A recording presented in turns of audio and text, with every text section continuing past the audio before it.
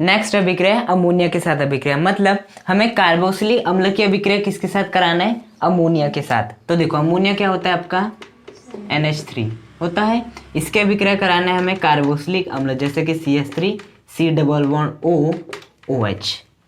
तो देखो होता क्या है, जैसे आप इसके अभिक्रिया अमोनिया के साथ कराते हो तो यहाँ पर आपको एक लवण प्राप्त होता है। क्या प्राप्त होता है, एक लवण प्राप्त होता है। और वो लवण क्या होता है CH3 C double bond O NH4 plus. क्या होता है NH4 प्लस। क्या होता है, ये जो आपका NH3 है वो इसके साथ जाके जुड़ जाता है। और या आप ऐसा समझ सकते हो कि यहाँ पर जो OH था इस OH को वैसे लिख सकते हो O सिंगल बॉन्ड H।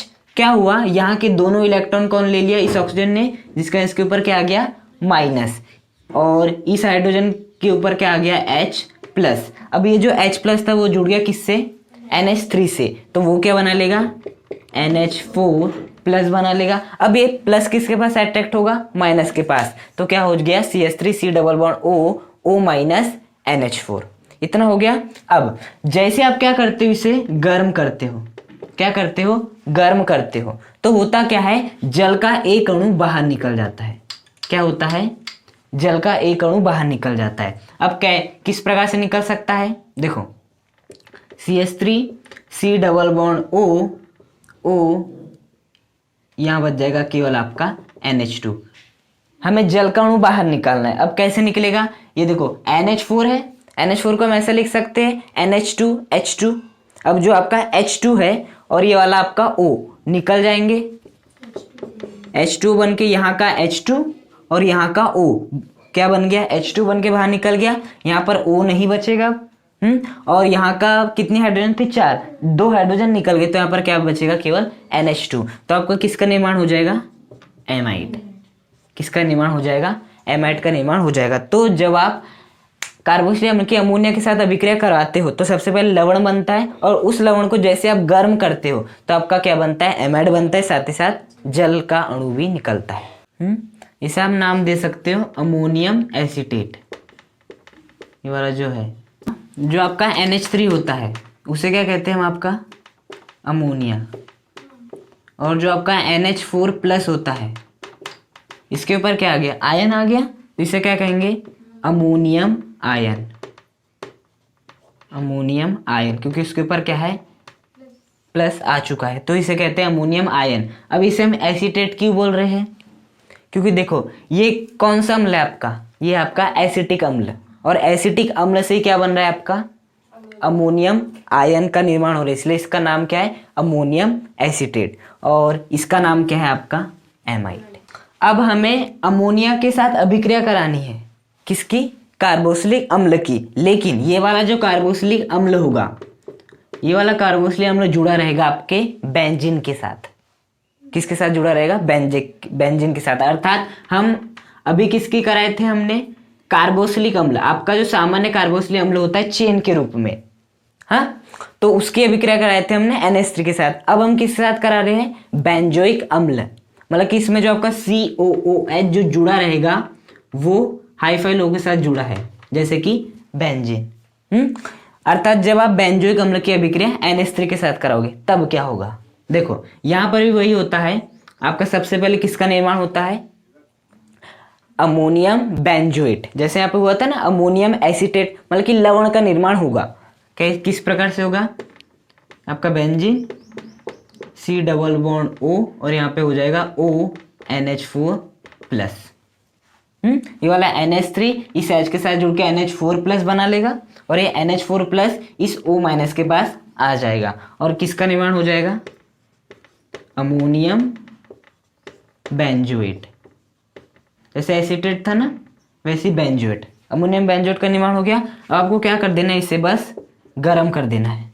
गर्म कर देना है तो एक जल का अणु क्या हो जाएगा, बाहर निकल जाएगा, माइनस H2, मतलब जल का अणु बाहर निकल जाएगा। कैसे, यहाँ पर 4 हाइड्रोजन है, 2 हाइड्रोजन निकल जाएगी इस एक ऑक्सीजन के साथ, क्या बना लेगी H2O, और फाइनली हमें क्या मिलेगा, benzene C double bond O और ये आपका NH2।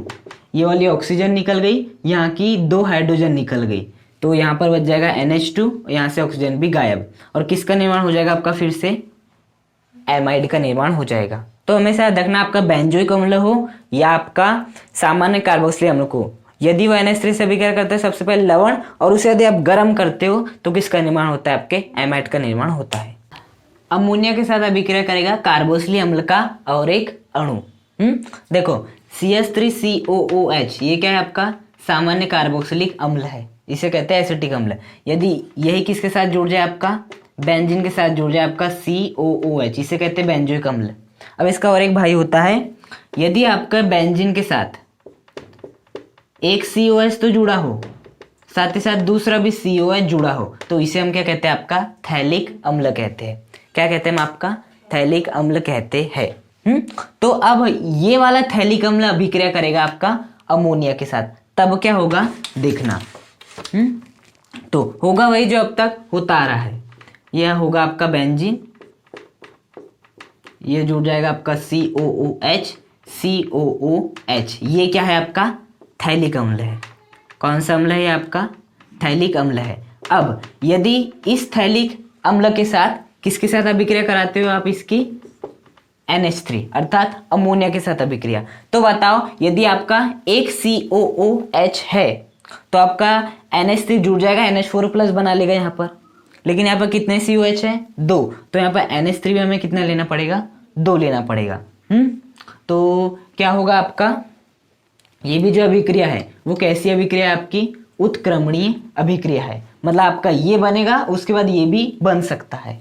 तो यहाँ पर क्या हो जाएगा आपका, ये हो गया आपका बेंजीन COONH4+। उसी प्रकार से यहाँ पर भी COONH4+ हुआ। जब आपका थैलिक अम्ल किससे अभिक्रिया करेगा, 2 NH3 से अभिक्रिया करेगा, तो आपका ये वाला H, ये वाला H मिलके बना लेंगे H4, इसका ये H+ के रूप में निकलेगा, इसलिए प्लस आ गया, और ये आपका COO जैसा का वैसा यहाँ पर भी वैसे होगा। इसके बाद आपको क्या करना है, इसे गर्म करना है। क्या करना है, गर्म करना है। तो कौन सा अणु निकल जाएगा, आपके H2O का अणु निकल जाएगा।